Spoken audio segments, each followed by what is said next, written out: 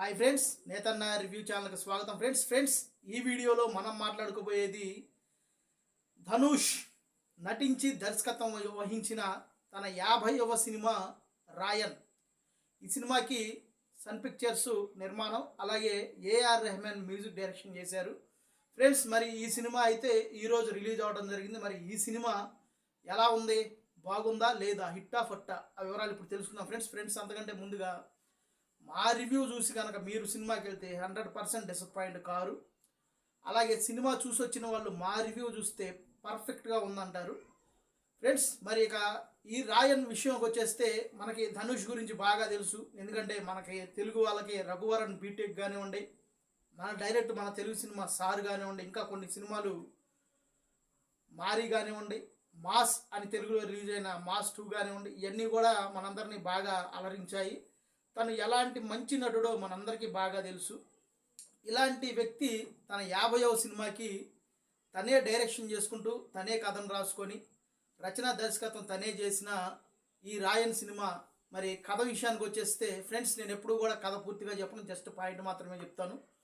Friends, మరి ఈ కథలో పాయింట్ ఏంటంటే, మెయిన్ పాయింట్, చిన్నప్పుడే వాళ్ళ అమ్మా నాన్నలకు దూరమైన పిల్లలు ధనుష్, అలాగే అతని 2 తమ్ముళ్ళు, 1 చెల్లెలు. వీళ్ళు చిన్నప్పుడే అమ్మా నాన్నలకు దూరం అయితే ధనుష్ కుటుంబ పెద్దగా ఉండి వీళ్ళని పోషిస్తుంటాడు. వీళ్ళు సిటీకి వచ్చేసి సిటీలో బతుకుతూ ఉంటారు. ఇలాంటి సమయంలో ఆ సిటీలో 2 గోండాలు ఉంటారు. వాళ్ళు ఒకరినొకరు ఆధిపత్యం చలాయిస్తూ ఉంటారు, ఒకరి మీద ఒకరు. ఇలాంటి క్రమంలో మరి ధనుష్కి వీళ్ళకి మధ్యన ఒక జరిగిద్ది, ఒక సంఘటన జరిగిద్ది. ఆ సంఘటన, అలాగే ధనుష్ ఎంతగానో ఇష్టపడి అంతా కలిసి ఉందాం అని అనుకునే తన సోదరులు తన మీదే అటాక్ చేస్తారు. ఇలాంటి సంఘటనల నేపథ్యంలో తన చెల్లెలకి జరిగిన అన్యాయానికి కానివ్వండి, దేనికైనా ధనుష్ ఎలా తిరగబడ్డాడు. ఇలాంటి క్రమంలో రాయన్ అనే ఈ ధనుష్ రావణ్గా ఎలా మారాడు అనేదే main point. Friends main point అయితే ఇది. మరి ఇక సినిమా ఎలా ఉంది, ధనుష్ డైరెక్షన్ ఎలా ఉంది? ముందుగా చెప్పాలంటే సినిమా ఓకే అనిపించేలాగా ఉంది, గొప్పగా లేదు, అలాగని చెప్పి తీసేసేలాగా లేదు. ఫ్రెండ్స్, ఫస్ట్ సినిమా స్టార్టింగ్ అయితే చాలా బాగుండిద్ది. కొంతసేపు 10 నిమిషాలు చిన్నప్పుడు స్టోరీ చూపించినప్పటికీ కూడా బాగా ఉండిద్ది. ఆ తర్వాత ఏంటో ఒక ఇదిగా సినిమా ఒకే మూడ్లో వెళ్ళిపోతూ ఉంటుంది.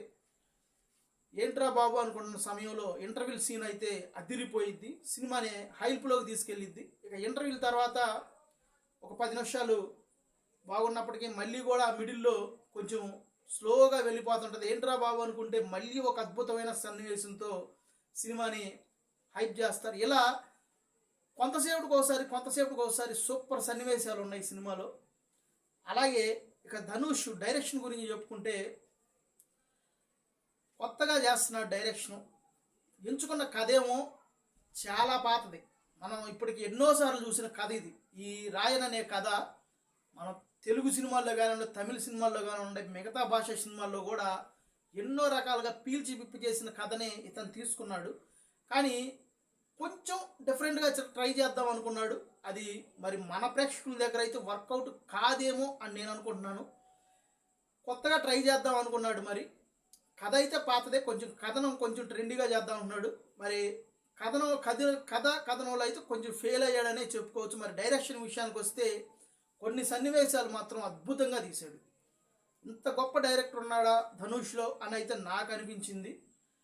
ఇక మ్యూజిక్ డైరెక్టర్ ఏఆర్ రెహమాన్ గురించి చెప్పాల్సి వస్తే, పాటలు నాకైతే అసలు ఏమాత్రం నచ్చలేదు. గుర్తుపెట్టుకునే పాట కూడా ఏమీ లేదు. బ్యాక్గ్రౌండ్ మ్యూజిక్ విషయానికి వస్తే కొన్ని చోట్ల మాత్రం అద్భుతంగా చేశాడు ఏఆర్ రెహమాన్.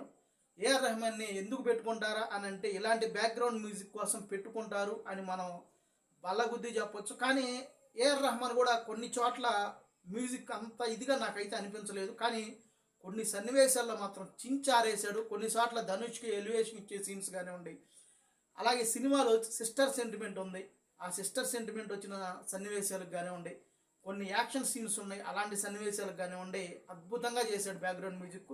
కొన్ని చోట్ల ఇంకా బాగా ఉంటే బాగుండేది కదా, ఈ సమయంలో ఎలాంటి బ్యాక్గ్రౌండ్ మ్యూజిక్ ఉంటే బాగుండేది కదా అని మనకు అనిపించిద్ది.